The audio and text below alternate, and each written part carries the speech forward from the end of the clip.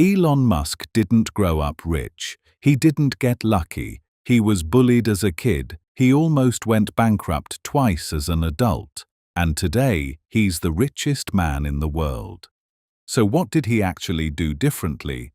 In this video, you're going to learn 4 lessons from Elon Musk's life. And along the way, you'll pick up some English words that native speakers use all the time. Let's start with a simple question. Who is this guy really? Elon Musk was born in South Africa in 1971. His childhood wasn't easy. Other kids at school bullied him. One time it was so bad he ended up in the hospital for a week. But young Elon had one place to escape to: books. His brother said it wasn't unusual for Elon to read 10 hours in a single day. On weekends, he could finish 2 whole books. As a teenager, Elon left South Africa. He moved to Canada, then later to the United States. He studied physics and business, and very early he started building companies. His first company was called Zip2. Then came a company called X.com, which later became PayPal. When PayPal was sold, Elon became a very rich man. But instead of stopping there, he took a huge risk. He used his money to start 2 new companies. One made electric cars. That company is Tesla. The other company built rockets. That company is SpaceX. At the time, almost nobody believed these companies would work. Electric cars were seen as slow and boring. Private rockets were seen as impossible. Elon Musk believed something different. And that belief, that stubborn, relentless belief, is where our first lesson begins. Lesson 1. Work harder than everyone thinks is normal. In 2018, someone asked Elon Musk a simple question. How many hours a week do you need to work if you want to change the world? His answer was direct. He said, "Nobody ever changed the world on 40 hours a week." Someone pushed back. They asked him, "Okay, so what's the real number?" Musk said it depends on the person, but roughly 80 hours, sometimes over 100. And he added something interesting. The pain increases exponentially above 80 hours. Let's slow down on that word. Exponentially. It doesn't mean a little more. It means the increase gets faster and faster. So going from 40 hours to 60 hours might feel manageable, but going from 80 to 90, that pain doesn't just add up, it multiplies. This is where Musk's whole philosophy lives. While most people are working a standard week, he's been putting in double, sometimes triple the hours. And his logic is simple. If 2 people are doing the same work, but one works 100 hours a week and the other works 40, the first person finishes in 4 months what takes the other a full year. That's relentless. Not just hard work that refuses to stop, week after week, year after year. Now, I want to be honest with you about something. Not everyone agrees with this advice. A lot of people, including labor organizers, have pushed back hard. They point out that the 40-hour week exists because people fought for it, for safety, for health, for time with family. Working 100 hours a week isn't realistic or healthy for most people, and it isn't something every job or every life allows for. So take this lesson with balance. The point isn't, you must work 100 hours a week starting tomorrow. The point is smaller and more useful. Ask yourself honestly, am I actually putting in real effort toward the thing I say I want? Or am I doing the comfortable, conventional amount and hoping for uncomfortable, exceptional results? Musk's answer to that question, for better or worse, has always been the same. Work like almost nobody else is willing to. And in our next lesson, we'll see that hard work alone wasn't Musk's real secret. There was something else going on in the way he actually thought. Lesson 2. Reason from first principles, not from what everyone else does. Working hard gets you far. But Elon Musk had something else, a different way of thinking. Here, let's learn a new word: conventional. It means the normal way of doing something, the way everyone else already does it. Musk explained that most people go through life reasoning by what's conventional. In a talk back in 2013, he said most of us get through the day by copying what other people do with small variations. And honestly, that's not always a bad thing. If you had to question every single decision from scratch, you'd never get anything done. But Musk noticed something. When it's time to build something genuinely new, conventional thinking becomes a trap, because conventional thinking just repeats the past.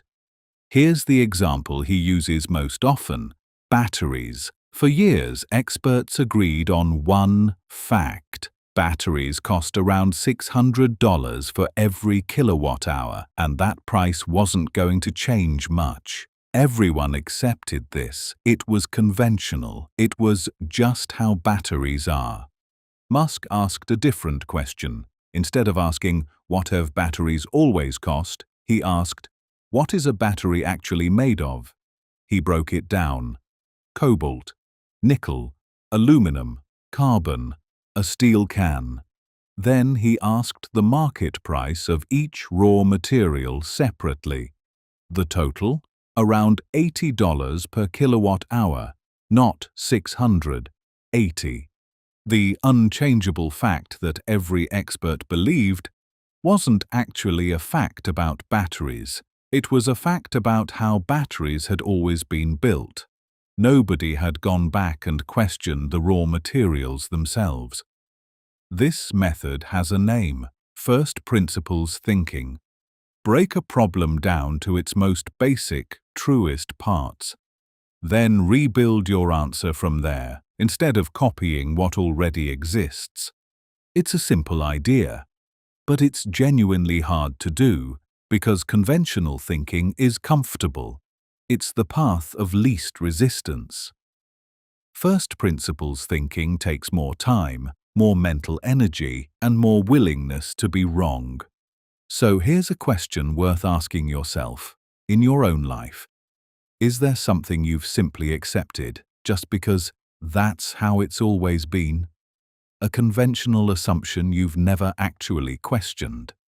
That question, asked at the right moment, is exactly how a struggling electric car company ended up changing an entire industry. And it's also the foundation for our next lesson, because once Musk questioned the cost of things, he started questioning something bigger, whether the process itself even needed to exist at all. Lesson 3. Question things before you fix them. By now, Musk had learned to question conventional thinking. But at his companies, he needed something more practical, a repeatable method his engineers could actually follow. So he built one. He calls it the algorithm. And here's a new word: streamline, to make something simpler by cutting out the steps you don't actually need. This whole method is really just streamlining, broken into a strict order. Here are the 5 steps in the exact order Musk insists on. Step 1. Question the requirement. Before fixing anything, ask, do we actually need this? Step 2. Try to delete it, not simplify it. Delete it completely, if you can. Step 3. Only now, simplify or optimize what's left. Step 4. Speed it up. And Step 5, the very last step, automate it. Musk is strict about the order. Because most people jump straight to steps 4 and 5. They speed things up, they automate, but they never asked step 1, whether the thing should exist in the first place. He tells a great story about this from the Tesla factory. Engineers were working on a part of the battery pack, a fiberglass mat sitting between the floor and the battery. It kept causing problems on the production line, so the team did exactly what most of us would do. They added a robot to install it faster. Then they sped up the process. Then they found ways to use less glue. The part was still causing problems. So finally, someone asked the question they should have asked at the very start. What is this part actually for? They asked the battery department. The battery department said it was for noise reduction. But that wasn't really their area, so they asked the noise team. And the noise team said the part was there for fire safety. It wasn't needed for either reason. The team had automated, sped up, and simplified a part of the car that never should have existed at all. That's the danger Musk points to. Streamlining feels productive, it feels like progress. But if you streamline the wrong thing, a bad habit, an unnecessary task, a relationship that isn't working, you're not actually fixing anything. You're just doing something unnecessary faster. So before you optimize your morning routine or speed up a task at work, ask the first question first. Does this even need to be here? Musk's answer at Tesla saved time, money, and a lot of wasted engineering. And in our next lesson, we'll see what happened when questioning things wasn't enough to stop failure, and what Musk did when the failure happened anyway. Lesson 4. Treat failure as proof you're taking real risks, working relentlessly, questioning convention, streamlining before you speed up. Musk did all 3 of these things at SpaceX, his rocket company, and it still wasn't enough to stop him from failing. Not once, not twice, 3 times. Between 2006 and 2008, SpaceX tried to launch its very first rocket, called Falcon 1. The first launch failed, the second launch failed, and the third one failed too. So close to space, the rocket actually made it most of the way up, before a small technical problem brought it crashing back down. By this point, SpaceX was almost out of money. Musk was almost out of money. People in the space industry expected the company to disappear completely. Now here's a new word, bounce back. Remember, it's 2 words working together, and it means to recover after something goes wrong. So how did Musk bounce back? He didn't look for someone to blame. Instead, he brought his engineers together, and they carefully studied exactly what went wrong, one failure at a time. Then, using whatever parts they had left, they built a 4th rocket. On September 28, 2008, Falcon 1 launched one more time. This time it worked. Falcon 1 became the first privately built rocket powered by liquid fuel to ever reach orbit. Later, when people asked Musk about failure, he said something that surprised a lot of people. He said, "If things are not failing, you're not innovating enough." Think about that for a second. Most of us are taught that failure means we did something wrong. Musk flips that idea completely. To him, if you never fail, it might actually mean you're playing it too safe. You're only attempting things you already know will work. Real risk, the kind that leads somewhere new, comes with a real chance of failure built in. Of course, this doesn't mean failure feels good. It didn't feel good for Musk either. Nearly running out of money 3 times in a row is stressful by any measure. The lesson isn't failure doesn't matter. The lesson is what you do after, whether you bounce back, study what went wrong, and try again with what you've learned. That's 4 lessons now. Working relentlessly, rejecting conventional thinking, streamlining the right way, and bouncing back from failure. Recap plus vocabulary review. Let's bring everything together. Lesson 1. Work harder than everyone thinks is normal. Musk didn't work a standard week. He worked far beyond it, again and again. Lesson 2. Reason from first principles, not from what everyone else does. He questioned a fact that everyone accepted and found the real answer underneath it. Lesson 3. Question things before you fix them. Before you streamline or speed something up, ask if it should even exist. Lesson 4. Treat failure as proof you're taking real risks. 3 failed rocket launches didn't stop him. They taught him what to fix next. Now let's test your memory. I'll describe a word. You try to guess it before I say it out loud. Number 1. This word describes someone who refuses to stop, even when things are difficult. The word is relentless. Number 2. This word describes the normal, usual way most people do something. The word is conventional. Number 3. This verb means to make a process simpler by cutting out steps you don't need. The word is streamline. Number 4. These 2 words together mean to recover after something goes wrong.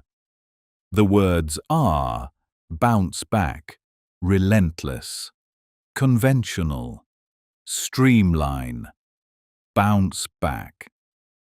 Try using one of these words today, in a text message, in a conversation, anywhere. That's how a new word actually becomes your word. So out of these 4 lessons, working relentlessly, questioning convention, streamlining the right way, or bouncing back from failure, which one do you actually need right now? Tell me in the comments. And here's a challenge. Try writing your answer in English, using one of today's 4 words. Even just 1 sentence. That's real practice, and I'll be reading through the comments myself. If this video helped you learn something, both about English and about how someone like Elon Musk thinks, hit like and subscribe for more lessons just like this one. Thanks so much for learning with me today. I'll see you in the next video.